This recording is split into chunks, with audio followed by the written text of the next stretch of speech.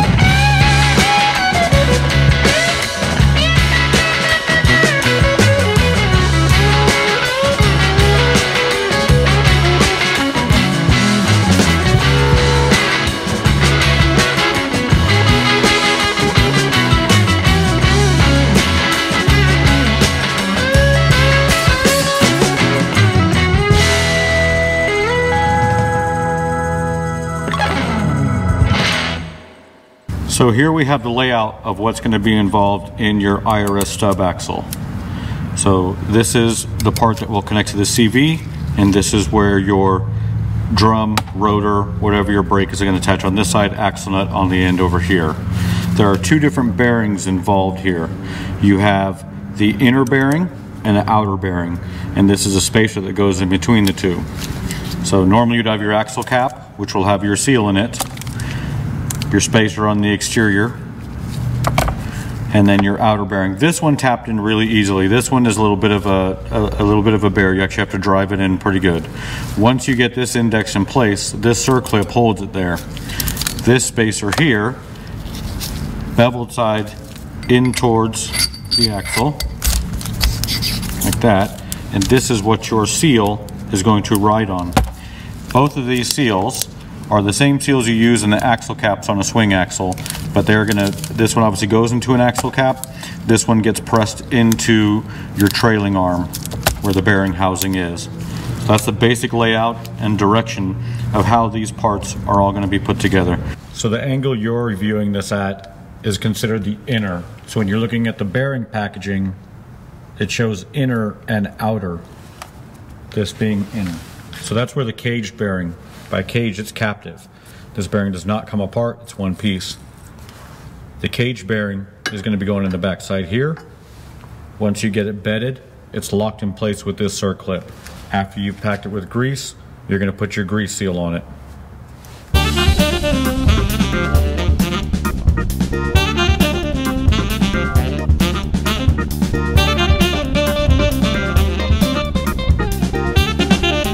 Once you've got that bearing pressed in and you're sure it's flush with that wall, you can move on to putting the circlip in. But you can see the reliefs on the right and the left of that bearing in the housing, right there and there. That's for punching that bearing back out with a drift if you have to remove it. You need to make sure that the casing, the outer casing of the bearing, is all the way up against those. Bearing is in and bedded all the way. Your circlip requires pliers that pulls those in as you apply pressure at this end here. You can get stuff like this at Harbor Freight. These are snap-on, but you can get Harbor Freight tools that'll do just fine for you. I keep the pressure off of it and make sure I'm pressing it up against the bearing casing. When I'm comfortable with it, take it out. You can usually feel right away if it's all the way in or not. That feels good right there. You can see it's bedded all the way around. This was painted before I pressed the bearing in. I went through and cleaned this. I have a ball hone. You can just take a piece of Scotch-Brite and just make sure that your bearing surfaces are clean. Get some gloves on. We're going to be adding some grease to this. What I'm going to do is I'm going to pack this bearing separately and then leave some in my center hub as well. So I keep an acid brush in this tub of grease, and I keep a spatula if I'm doing like a bearing on a table, something like that. I just get a good dollop of it.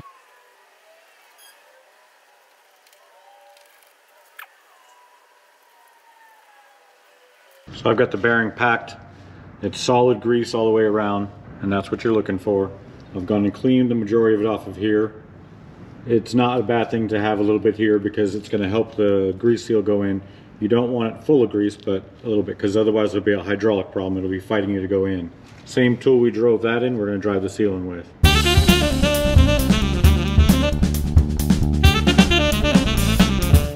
Make sure you have an even reveal all the way around on that. First part to go back in is going to be the spacer. And this is what keeps tension on both inner races of the inner and outer bearing. The connection between all three center hubs.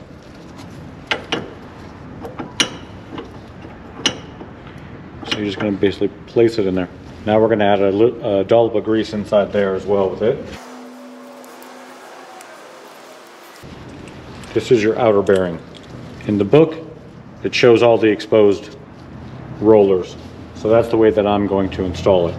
Now this is not a caged bearing, meaning that you see the center comes out separately. Two-piece bearing. VW in the book says to install with that removed. Once again, the picture shows the rollers out. They're not showing that face there. So I'm going to put this face to the interior, and this on the exterior. I always start it by hand. Like I said, this one's not a difficult one to get in. This one goes in really easy.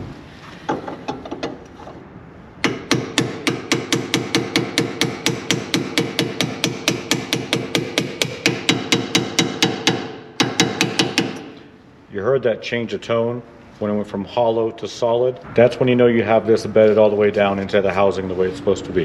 Since I have decent access to it, we're gonna use the spatula.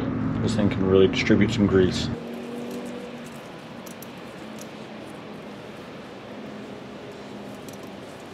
So if I've worked it in from there, now like when you're packing any bearing, I'm gonna now bring it in from the back side on it too. When they talk about packing the bearing, like you are packing that grease into that bearing housing.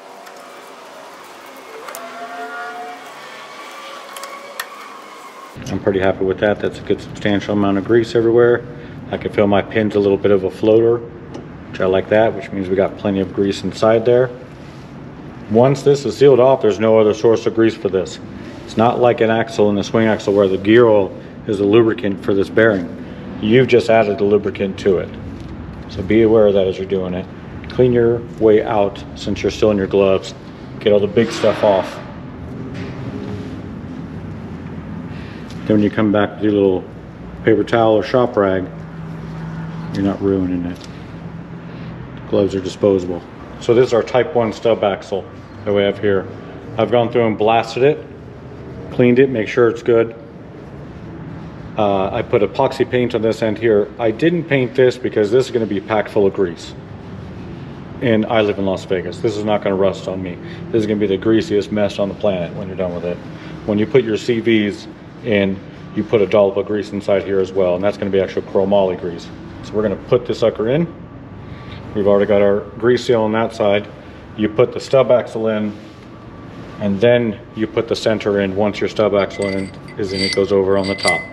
This may require a little bit of finessing to put on. They show an actual tool to press it on. I don't have that tool, so we're going to figure that out.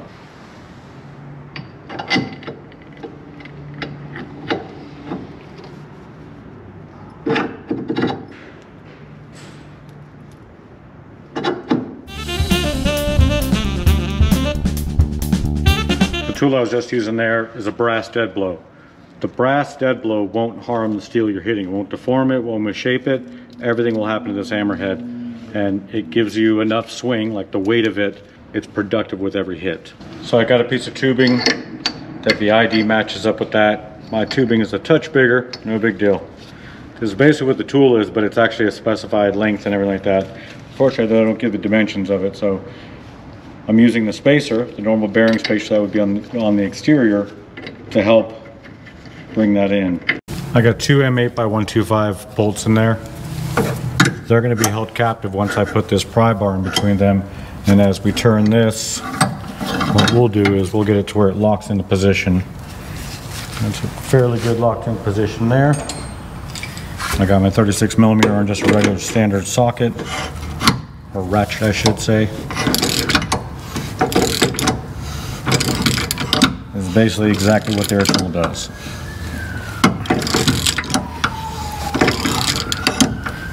Now I'm going to back this off real quick,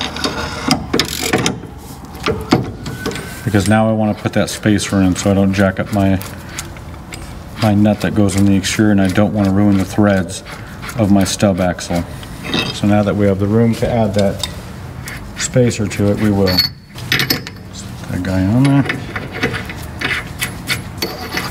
Let's get back to it.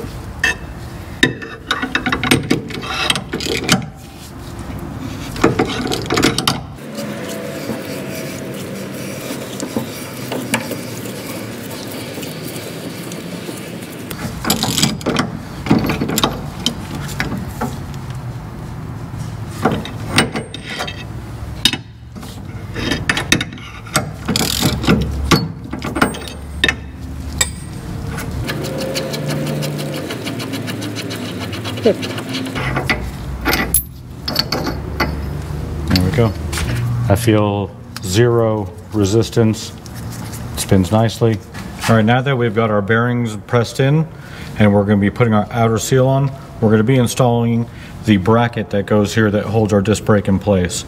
Now the reason why we're doing this all now, even though we don't even have the torsions in yet, is because we need to get our hub face here so we can put our angle finder on it and make sure that we do not have camber. I'm trying to have as little camber as possible when it's in its, what I'm going to call its driving position. So when I can get my hub here, and I'm reading either a 90 or a 0 degree, depending on which angle finder I'm using, that's what we're going for.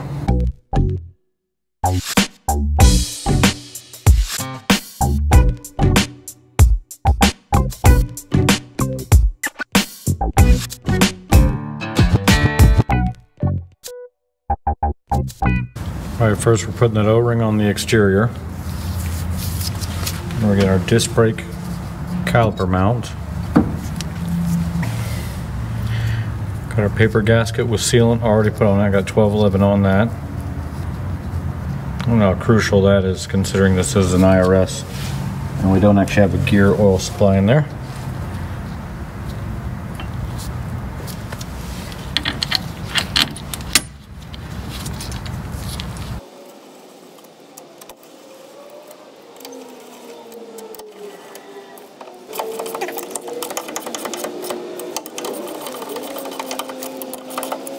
Yeah, at first it didn't seem like that was cinching down on that, but it is.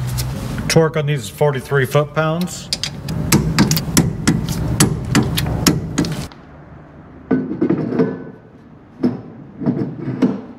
So you can see with that on there, we're about to start hitting splines. So when you run into a situation like that, you need to put some sort of spacer on there to move it out, to make sure that when your castle nut or axle nut torques down, it's not torquing up against the splines and not actually holding the rotor in place. So we're going to put that spacer there. It's just a small one. I think it's like a 1/4 inch spacer.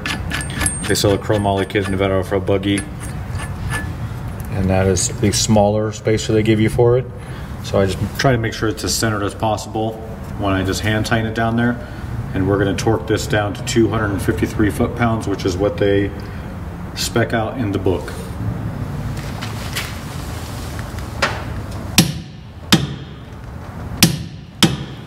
I'll have to blip it with the gun a little bit. I can see the hole is split. It's not that big of a deal. We're gonna give it a couple of blips with the gun.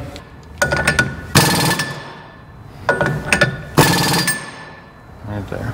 So I torqued it to the 253 and then just scoot a little bit forward until it lined up with it. What I've done is I look at an old picture of my bus and I see whereabouts my hub is. So that looks about where I have it in that picture. My lug would be here on the wheel, and it's really close to my lip here. And what I'm measuring for angle right now is 1.5 degrees of positive camber. That little arrow right there indicates positive camber. If it was on the top there, then it'd be negative camber. So you see it's showing 1 up, 1 down, so that's the angle. It's showing me 1.15 degree of camber right there. Now, in order to adjust the camber, we come into this interior shackle over here. I'm going to loosen it and barely tap it down because we don't have a whole heck of a lot of camber there. And I think just a little bit downward on this is going to adjust it where we need. I did call Mike over at DubFab and he confirmed with me to move the shackle downward. So we're setting this at 0 at my desired ride height, where I'm going to set my wheel at when all is said and done. So here's a look from the inside. So we've got the axle set up.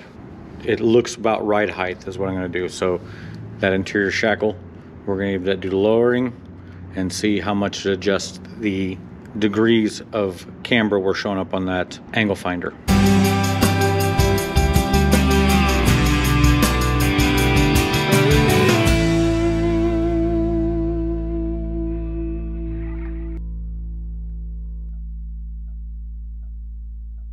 So we've got our desired 0 degree there. I'm going to start tightening the shackle up and see if it adjusts it while I'm tightening.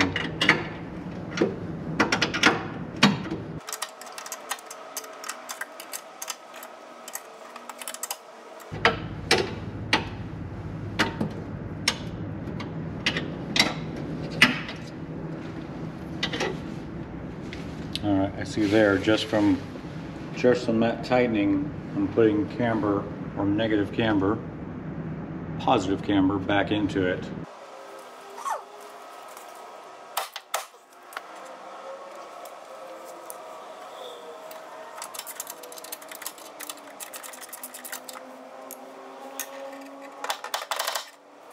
So we've got the desired angle that we want. We're reading at 0. We've got our paper gasket that's going to go between this and this, and we got our disc brake caliper bracket ready to go. Hardware's been cleaned, wave washers on them. I have my torque wrench here set to 43, ready to put those on, and I've got my 36er just to snug up the drum once we get, or the rotor once we get it in place. A little bit of preparation and make sure that when you start the job it goes a little smoother, a little easier.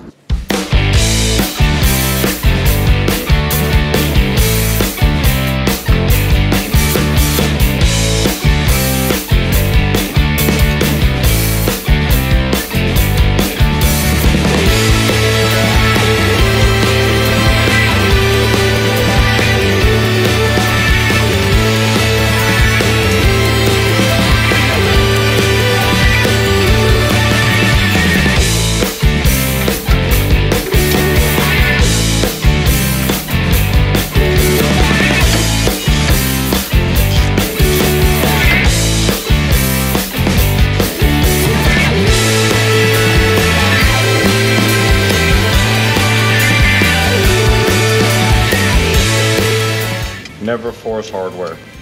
If it's not fitting, if it's not threading, don't force. Torquing it to 43 pounds like the other side. On IRS, the spacer is a bevel with a smaller edge. And if you remember, this outer bearing has that removable inner race. You want this smaller beveled part up against that inner race. This flat part is what's going to be up against your rotor, drum, whatever you have in your application. So it's going to go in this way. Because this is a grease seal and I want my seal to ride on it, I take a little bit of this grease that I packed everything in with, and I'm just putting it on the exterior of that bearing. A really nice light coat so it has a little bit of lubrication. That's it right there. Same spacer we had on the driver's side, we're going to put on passenger side there.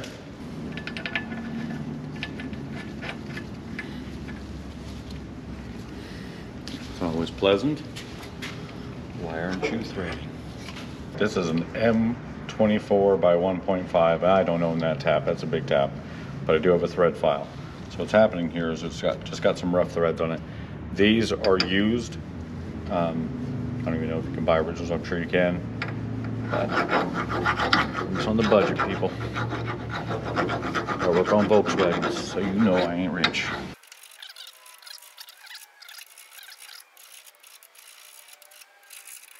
So we grabbed a new gland nut. Look at that. If it ain't going on, don't force it on. All you're gonna do is make bigger problems. Battery ran out on that time lapse, so you didn't see not one bit of it. But I did the adjustment on this one. I actually had to move the shackle up, whereas this side I had to move it down. This one this morning we're at 0.45 negative camber, and this one right now is reading 0.25 negative camber. No big deal, all within range. Trailing arm set up in the car. So the next part is to get this gearbox in there. So on the gearbox I'm using the 211 mounts. I sourced these from Old Speed. I know they're getting kind of hard to get, but the 211 mounts have a 78 durometer. That's the hardness of the rubber, and with any performance application this is what you're going to want to use. And I'm putting them in here. I'm using a spring washer and just a nut. So we're going to get these mounts onto transmission. We got our cradle all cleaned up, and next part is we're going to be installing this tube.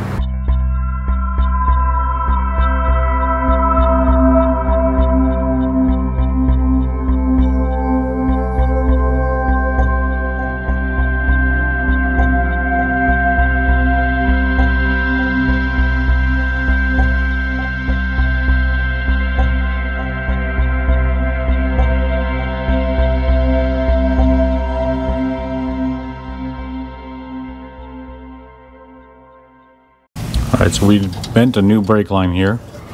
This was a 16-inch line that I picked up from Nevada for a buggy. And it goes into this straight coupler that's found on IRS, Beetle, anything IRS for this side. It's only a straight, not a T-fitting. So now we'll have two soft lines going into those points there. that will follow the entire way down until they get to the caliper.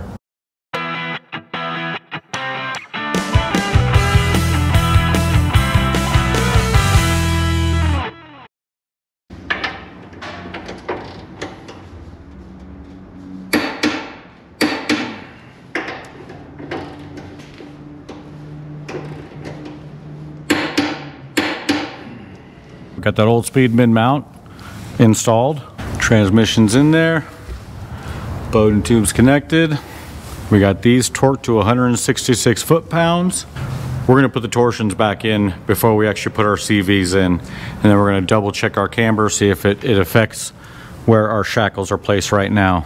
Quick rundown, I got my torsion set up here. We upgraded to that Wilwood caliper. So I had the original Impy caliper that came with it, and I do have the forged brackets. I had to do some clearancing on that inside. I'll take some video when I do the other side. I like to put one side on so it's a little easier to film. I'll figure out where my problems lie, but I can tell you what, this went actually really smooth. Very stoked on that. Damn, that caliper looks so good. These dudes were a pretty penny, but I wanted to match that front. I got that old speed Wilwood in the front, and I wanted the same thing in the rear. I wanted that same look. Before I just had those gold ones, and they were hidden because we're going in behind a gold rim, but just the aesthetics of that looks so much cooler. I'm getting so excited, guys. We are at the point where we are going to start putting axles on this dude and put fluid in that gearbox. Holy smokes, we're getting close. This looks so sick. I skipped ahead a couple steps because I'm impatient like that, and I'm just getting so excited. And I put that wheel on there just to check it out. It's not even tightened yet, but I am so stoked. This freaking thing is garbage. It's horrible work right there, but I got nice even reveals here and here. Once we actually get it on the ground, I'll measure toe in to make sure that I have my axles in the right spot. But looking at that, oh, could that lip be any more bent? Just trash, dude. But if that thing was in factory position, we'd have millimeters. It's like my brother's carbon cab right there.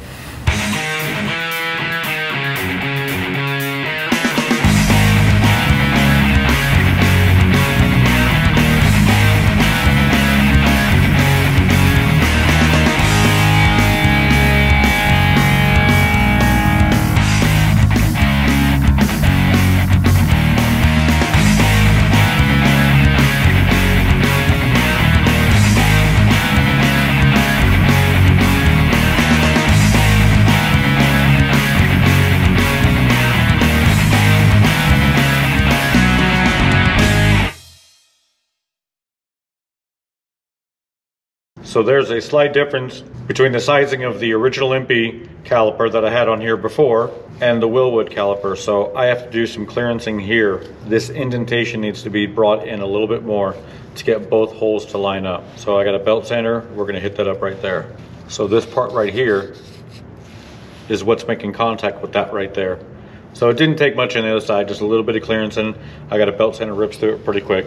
So we're gonna get that clearanced up so we can get this caliper on this side.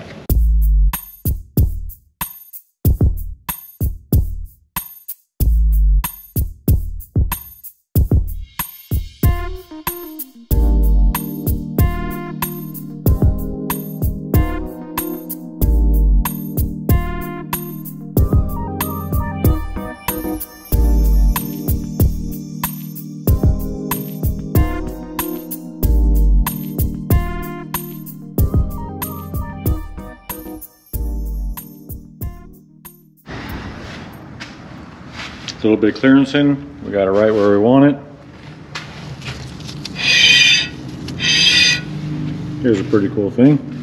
So normally you have to stack shims on the interior of that to get it lined up, and this lined up with no shims. All right, we're gonna get that e-brake cable connected into that setup right there. Put that wheel on, and I think we're gonna call it a night because it's pretty late tonight and I am getting cold.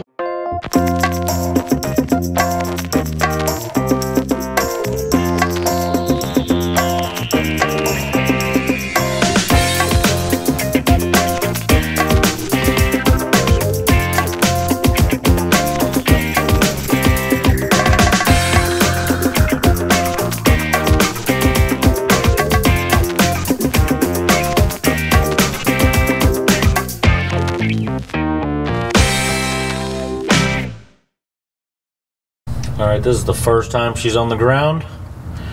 And just giving her a look. I don't have my motor in it, and it's sitting pretty darn low. So I'm gonna end up raising those torsions up a bit. Because right now we're about my ride height area, and there's no motor in the bus. So I know that that's gonna be a problem. But that's where I'm gonna cut this off. I'm gonna readjust those. I'm gonna get my CVs on. It has been a little bit of a journey and adventure. I'm so stoked.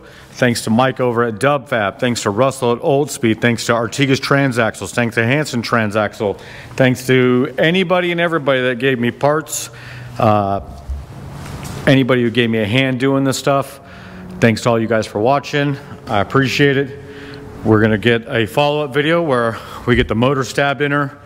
We start doing some shakedown runs, and I'll give you guys my honest feedback on everything that we got in there. But I'm just super stoked that we're at this point right now. Adjusting, it's a breeze now. The adjustable plates you saw in that video, that little teardrop, it makes life so much easier when you're adjusting these dudes. So I'm not too worried about having to raise it up. Just so stoked that it's gonna get back on the road. So today is December 1st, and January, I believe the second week of January, is Busted by the Bridge. So I still got to finish my motor. That's not done yet. Dunkel got me a belt. Thanks, Dunk. So on this dude, Chris Broswell has got my pulley done. I'm actually probably going to pick that up tonight from him. My buddy Chris Broswell remachined my pulley I have. Jason Weiler hit me up. He does have sand seal pulleys coming out soon. So we'll be rocking that Ross Wolf on here when we do get it to match that Bad Daddy right there. I have not set the tension. Obviously, I don't have a belt, and that's why my 3 bolts aren't in it. Still got to get the exhaust back on. Not too much to do here, but I also want to reseal my sump. I'm going to be pulling my sump off. I'm going to be pulling that dude off, and just I have a couple of the extra Ross Wolf Vitone gaskets. I'm going to put it in between my motor. And then we're gonna fire that dude on the stand before even thinking about putting it in the bus. So stoked. So freaking stoked on that. Look at that, dude. Almost perfectly straight wheels. Are you kidding me? Love it, dude. Absolutely love it. I had Super Low Bus hit me up asking if my wheel is centered. And when I measured it, it's actually dead nut centered. Well, thanks, guys. I'm gonna get back to it and then go home.